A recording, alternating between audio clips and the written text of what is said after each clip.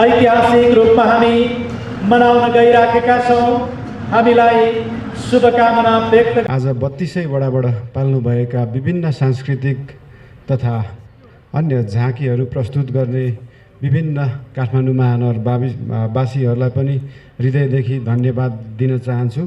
आज यो 30औं महानगर दिवसको उपलक्ष्यमा महानगरपालिकाको बारेमा बोलिदिनु भएकोमा, यसले गर्ने काम कर्तव्यको विषयमा बोलिदिनु भएकोमा सम्माननीय ज्यूलाई पनि हृदयदेखि धन्यवाद दिन चाहन्छु।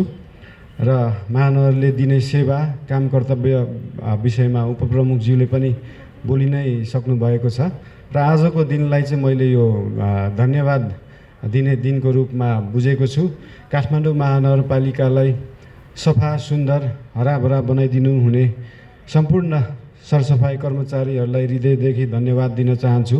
काठमाडौँ महानगरपालिकाको सुशासन व्यवस्थापनलाई सुदृढ बनाइदिनु हुने नगर प्रहरी साथीहरूलाई पनि हृदयदेखि धन्यवाद दिन चाहन्छु। काठमाडौँ महानगरपालिकाको विभिन्न विभाग, शाखा, महाशाखामा कार्यरत विभागीय प्रमुखज्यूहरू, कर्मचारी साथीहरू, उहाँहरूले जुन हाम्रो विभिन्न क्षेत्र शिक्षा, स्वास्थ्य, सम्पदा, सामाजिक विभिन्न क्षेत्रमा आफ्नो योगदान दिनुभएको छ, दिनरात खटिनु भएको छ, उहाँहरू सम्पूर्ण कर्मचारी साथीहरूलाई पनि हृदयदेखि धन्यवाद दिन चाहन्छु। र काठमाडौँ महानगरपालिकालाई काठमाडौँ महानगरपालिका बनाइदिनु हुने सम्पूर्ण महानगरवासीहरूलाई पनि हृदयदेखि धन्यवाद। यो महानगरपालिका आफैमा राजधानी या राजधानीका बासिन्दाको लागि मात्र नभएर 77 जिल्लाबाट आउनुहुने सम्पूर्ण नेपाली नागरिकहरूको आफ्नो राजधानी बन्न सकोस्। महानगरपालिका आफैमा सम्पदायुक्त, विभिन्न संस्कृतियुक्त, कला सङ्गीतहरूले भरिपूर्ण सहर रहेको हुनाले यो सहरलाई अझै सुशासनयुक्त, अझै समृद्ध, अझै बस्न योग्य, सम्पूर्ण नेपालीहरूको लागि बस्न योग्य बन्न सकोस्। त्यसको लागि सम्पूर्ण उपस्थितलाई शुभकामना दिँदै फेरि पनि 30औं महानगर दिवसको भव्य शुभकामना दिन चाहन्छु। र साथसाथै यो पछाडि हाम्रो पारिपट्टि रहेको फुड फेस्टिभल तथा साङ्गीतिक कार्यक्रम रहेको छ जुन बेलुकासम्मै हुनेछ, त्यसलाई पनि त्यसको मनोरञ्जन पनि लिदिनु हुन अनुरोध गर्दछु। साथसाथै पार्किङको व्यवस्था रहेको छ देब्रेपट्टि रहेको काठमाडौँ भ्यू टावर तथा यही टुडीखेलमा पनि, र प्रवेश निशुल्क भएको हुनाले 77 जिल्लाबाट बस्नुहुने, काठमाडौँ महानगरपालिकामा बस्नुहुने सम्पूर्णलाई यो साङ्गीतिक कार्यक्रमको पनि मनोरञ्जन लिनुहुँदै सम्पूर्णमा फेरि पनि धन्यवाद दिन चाहन्छु र कार्य सम्पन्न भएको पनि घोषणा गर्दछु। सम्पूर्णमा नमस्कार, धन्यवाद। धार्मिक, सांस्कृतिक, ऐतिहासिक र पुरातात्विक परिचय र महत्त्व बोकेको काठमाडौँ महानगर घोषणा भएको 30औं वर्ष पुरा गरेको यो सुखद अवसरमा काठमाडौँवासी लगायत सबैमा हार्दिक बधाई तथा शुभकामना व्यक्त गर्दछु। साथै काठमाडौँ महानगरपालिकालाई विकास र समृद्धिको पथमा लम्किन र यो उचाइमा पुर्याउन अहोरात आफ्नो महत्त्वपूर्ण भूमिका निर्वाह गर्नुहुने सम्पूर्ण महानुभाव गर्दै महानगरको नेतृत्व, जनप्रतिनिधिहरू, पदाधिकारीहरू तथा कर्मचारीहरूमा उत्तरोत्तर प्रगतिको कामना सहित हार्दिक धन्यवाद ज्ञापन गर्दछु। संघीय लोकतान्त्रिक गणतन्त्रात्मक नेपालको संघीय राजधानी समेत रहेको यो सहर राष्ट्रिय अन्तर्राष्ट्रिय चासो र सम्बन्धको महानगर पनि हो। सिङ्गो यस सहरभित्र विश्व सम्पदा क्षेत्रमा समेटिएका सांस्कृतिक वैभव, मौलिक पहिचान र रैथाने रहनसहन, मौलिक खानपान, जीवनशैली, बाजागाजा, नाच तथा श्रृङ्गारहरूको अलौकिक संयोग अन्यत्र पाउनु दुर्लभ छ। यहाँ प्रचलित यात्रा र पर्वहरू, सहरसँग सम्बन्धित रोचक कथा र जनश्रुतिहरूले काठमाडौँलाई एउटा जीवन्त र अनेकन विशेषतायुक्त सहरको उपमा प्रदान गरेको छ। भद्र महिला तथा सज्जनवृन्द, पहिलो समय स्थानीय सरकारका रूपमा काठमाडौँले आफ्नो जिम्मेवारीलाई उजागर गर्दै यहाँको आर्थिक, सामाजिक तथा भौतिक विकास र शहरी व्यवस्थापनमा अहम अभिभावकीय भूमिका निर्वाह गर्नु अत्यन्तै प्रशंसनीय छ। यो महानगरले सेवाग्राही तथा लाभग्राहीलाई प्रदान गरेको र गर्दै आएका सेवाहरू अन्य स्थानीय तहका लागि अनुकरणीय, अनुसरणीय र सिकाइ योग्य छ। शहरी सुव्यवस्थापन, नदी तथा जल प्रणाली, हरियाली प्रवर्धन सहित प्राकृतिक सम्पदा, मठ मन्दिर, तलाउ, पोखरी, ढुङ्गे धारा सहित भौतिक सम्पदाको अस्तित्व पुनः स्थापना, एकीकृत शहरी विकासको प्रयास महानगरपालिकाका उदाहरणीय कार्य हुन्। समावेशी र पहुँचयुक्त सहर निर्माणका लागि गरिएका प्रयासले महिला, अपाङ्गता भएका व्यक्ति, ज्येष्ठ नागरिक, बालबालिका सबैले सहर मेरो पनि हो भन्ने विश्वास दिलाउनु अत्यन्तै सराहनीय छ। न्यायिक निरूपणमा महिला सञ्जाल र मेलमिलाप कक्षको स्थापना र सञ्चालनले न्यायिक विकेन्द्रीकरणको आधार तयार पार्न सक्नु सकारात्मक छ। भद्र महिला तथा सज्जनवृन्द, कार्यपालिका बैठक, नगरसभाको बैठक प्रत्यक्ष प्रसारण गरेर नागरिकलाई उनीहरूको चासोका विषयमा उति नै बेला दुरुस्तै सूचना दिनु सुशासनको प्रत्याभूति गराउने एउटा महत्त्वपूर्ण कदम हो। सेवा प्रवाहमा सूचना प्रविधिको उच्चतम प्रयोग गर्नु, एकीकृत प्रणालीबाट पारदर्शी एवं उत्तरदायी सेवाका लागि एकल सेवा केन्द्र सञ्चालन गर्नु, गुनासो व्यवस्थापन प्रणालीलाई प्राथमिकता दिनुले महानगरपालिकालाई नागरिक मैत्री, सेवाग्राही मैत्री बनाउन सक्नु पनि प्रशंसनीय छ। यसले नागरिकको आँगनको सरकार स्थानीय शासनका लागि सबल छ भन्ने सन्देश प्रवाह गरेको छ। स्वास्थ्य, शिक्षा, रोजगारी, पूर्वाधार निर्माण, विपन्न नागरिकलाई स्वास्थ्य सेवामा पहुँच अभिवृद्धि गर्न निःशुल्क स्वास्थ्य उपचार सम्बन्धी कानुनको कार्यान्वयन गरी बाँच्न पाउने नागरिकको अधिकारलाई सुरक्षित गरेको विश्वास व्यक्त गर्दछु। पुस्तक रहित शुक्रबार कार्यक्रमबाट सामुदायिक शैक्षिक प्रणालीमा सुधार गर्दै स्वस्थ सहर, स्वस्थ नागरिक अवधारणालाई कार्यान्वयन गराउन वायु प्रदूषण नियन्त्रणका उपायहरू थालिनु महानगरको अर्को सकारात्मक कार्य हो। यसैगरी कालोपत्रे सडकलाई सवारी सञ्चालनमा प्रवर्धन गर्दै ठुला भवनका भूमिगत तलामा पार्किङ सुविधा उपलब्ध गराई शहरी आवागमनलाई खुकुलो बनाउने कार्य पनि प्रशंसनीय छ। पैदल यात्रीले सडकमा निर्बाध हिँड्न पाउने अधिकार प्रत्याभूति गराउन पैदल मार्ग सुधारलाई तीव्रता दिनु महानगरको अर्को महत्त्वपूर्ण कार्य हो। भद्र महिला तथा सजनवृन्द अघिल्लो आर्थिक वर्षदेखि महानगरपालिकाले कार्यान्वयनमा ल्याएका महानगर गौरवका योजनाले दिगो रणनीतिक विकास र सहजतामा टेवा पुग्ने विश्वास व्यक्त गर्दछु। आम नागरिकसँग प्रत्यक्ष जोडिएका स्वास्थ्य, शिक्षा, खेलकुद, सिप तथा क्षमता विकास सहित रोजगार प्रवर्धन, वातावरण सुधार र पूर्वाधार कार्यमा तत्काल लाभ प्राप्त हुन सक्ने ठानेको छु। शासन व्यवस्था रूपान्तरण भएर नेपाल सङ्घीय लोकतान्त्रिक गणतन्त्रात्मक व्यवस्थामा गएपछि नागरिकसँग प्रत्यक्ष जोडिएका अधिकार वडा तहमा पुगेका छन्। जन्मदेखि मृत्यु पर्यन्त गर्नुपर्ने सबै काम आफ्नै आँगनमा रहेको सरकारी सेवा केन्द्र वडा कार्यालयबाट लिन सक्ने भएका छन्।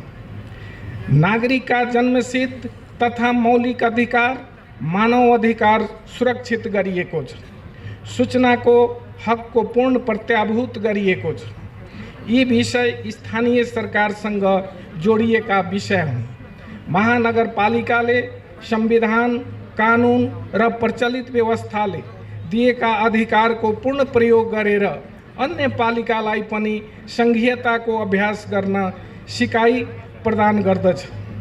भद्र महिला तथा सजनवृन्द, 1996 सालमा स्थापना भएको सफाई अड्डाको संस्थागत जङ्गबाट इतिहास सुरु भएको काठमाडौँ महानगरपालिकाले संविधानको प्रस्तावनामा अभिव्यक्त बहुजातीय, बहुभाषिक, बहुधार्मिक, बहुसांस्कृतिक तथा भौगोलिक विविधतायुक्त विशेषतालाई आत्मसात गरी विविधता बीचको एकता, सामाजिक सांस्कृतिक ऐक्यबद्धता, सहिष्णुता र सद्भावलाई संरक्षण र प्रवर्धन गर्दै वर्गीय, जातीय, क्षेत्रीय, भाषिक, धार्मिक, लैङ्गिक विभेद र सबै प्रकारका जातीय छुवाछुतको अन्त्य गरी आर्थिक समानता, समृद्धि र सामाजिक न्याय सुनिश्चित गर्न समानुपातिक, समावेशी र सहभागितामूलक सिद्धान्तका आधारमा समतामूलक समाज निर्माण गर्ने सङ्कल्पका साथ अघि बढ्ने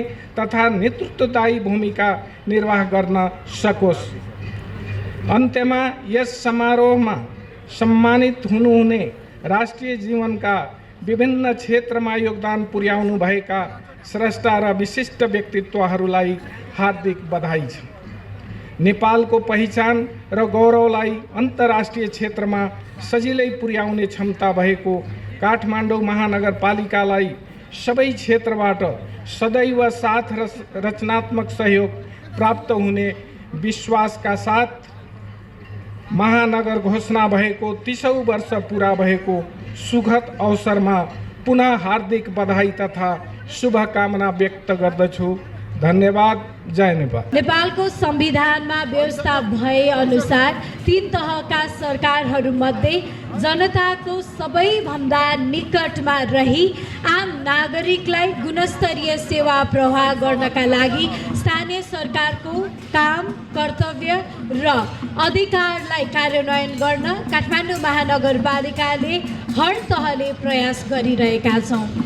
काठमाडौँ महानगरपालिकाबाट सम्पादन हुने कार्यहरू सम्बन्धित नीतिगत व्यवस्था, सार्वजनिक सेवा प्रवाह, विकास व्यवस्थापन, दैनिक प्रशासनिक कार्यहरूलाई नागरिक मैत्री, मितव्ययी र त्यसै गरी प्रभावकारी, नतिजामूलक, सहभागितामूलक र पारदर्शी बनाउनका लागि हामी हर तहबाट निरन्तर प्रयास गरिरहेका छौँ। यसका लागि सूचना तथा प्रविधिको अधिकतम प्रयोग र त्यसै गरी प्रभावकारी प्रयोग र आवश्यक नीति तथा कानुन तर्जुमा र सोको कार्यान्वयन, स्रोत साधनको प्रभावकारी परिचालन हाम्रो प्रमुख जिम्मेवारी रहेको छ। विगतदेखि विकासका प्रयासहरूलाई निरन्तरता दिँदै पूर्वाधार विकासका लागि अझ बढी वातावरण मैत्री, त्यसैगरी दिगो र व्यवस्थित तुल्याउनका लागि थुप्रै कामहरूलाई हामीले प्राथमिकतामा राखेर निरन्तर रूपमा अघि बढिरहेका छौँ। नागरिकसँग जोडिएका तत्काल पुर्याउनु पर्ने कामहरूलाई हामीले निरन्तरता दिइरहेका छौँ र त्यति मात्र नभएर निरन्तर रूपमा काम गर्नुपर्ने त्यस्ता कार्यहरूलाई भने स्वर्णिम योजनाका रूपमा र दीर्घकालीन रूपमा नतिजा देख्ने योजनाहरूलाई गौरवको योजनाका रूपमा कार्यान्वयन गरिरहेका छौँ।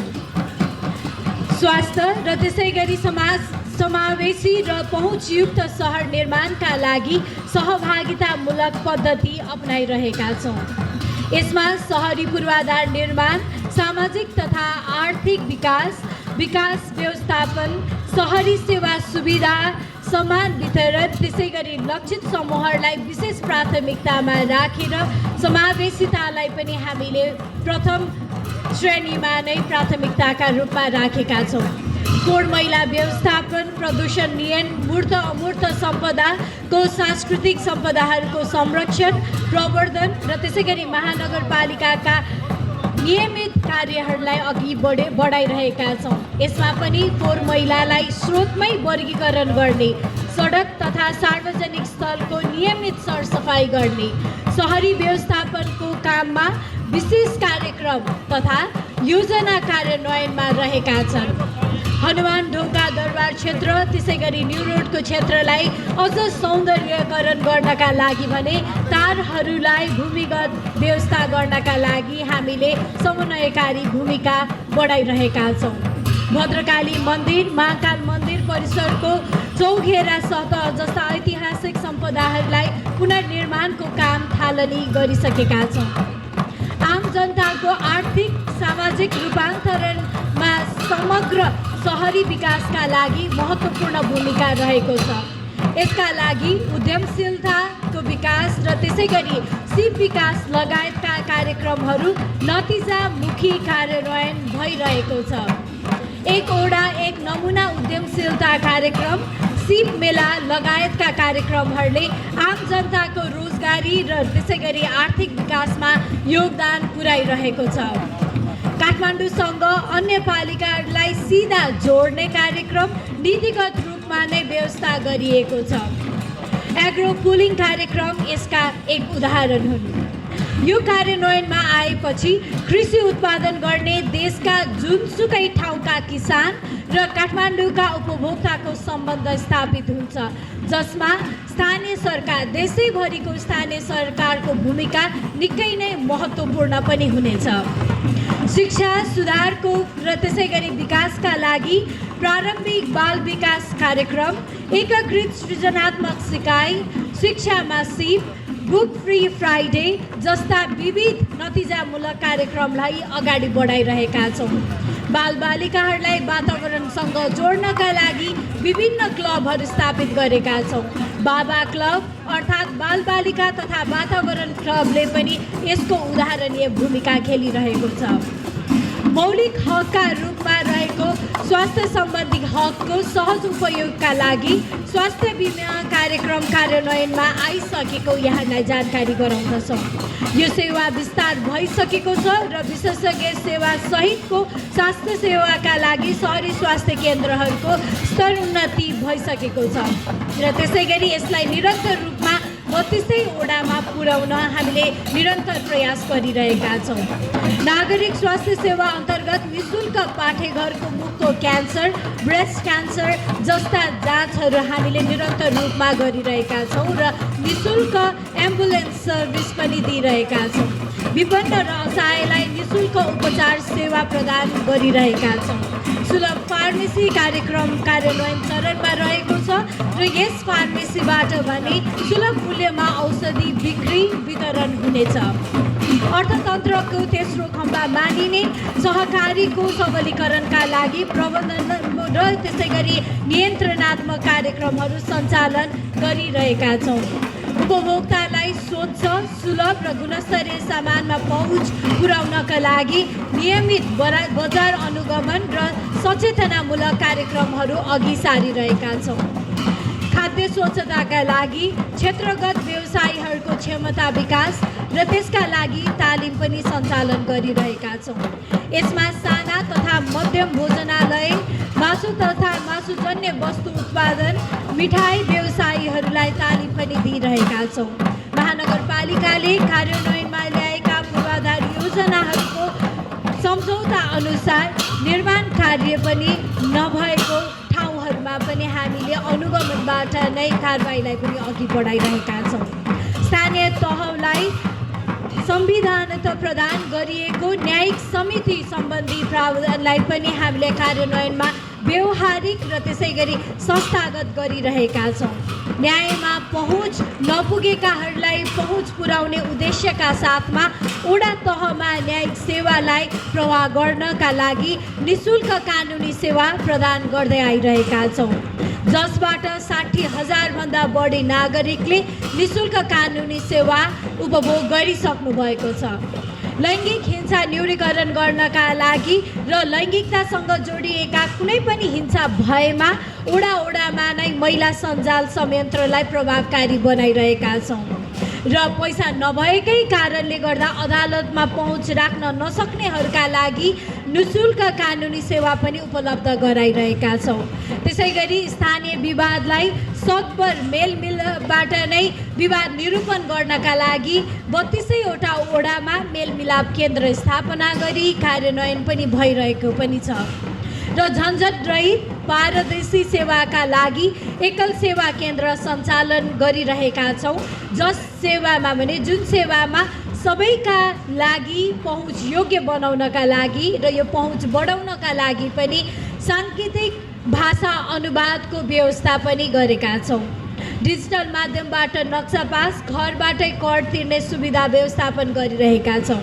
श्रम ब्याङ्क मार्फत रोजगारदाता र बेरोजगार व्यक्तिहरूलाई अथवा भनौँ रोजगारी खोजिरहनुभएकाहरूका लागि भने जोड्ने प्रयास पनि गरिरहेका छौँ। काठमाडौँ महानगरपालिकाले भगिनी सम्बन्ध भएका अन्तर्राष्ट्रिय सहरहरूसँग सहरी विकास निर्माण तथा व्यवस्थापनका लागि ज्ञान, सिप र अनुभव आदान प्रदानको कार्यक्रमहरू पनि अघि बढाइरहेको छ। नागरिकलाई सम्भावित विपद तथा महामारीबाट बचाउनका लागि संयन्त्रमा काम गरिरहेका छौँ।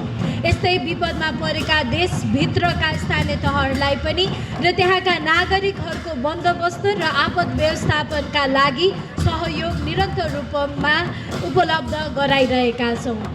महानगरपालिकाले UNESCO creative cities of film network अथवा भनौँ चलचित्र सहरका रूपमा सदस्यता पनि प्राप्त गरेको छ।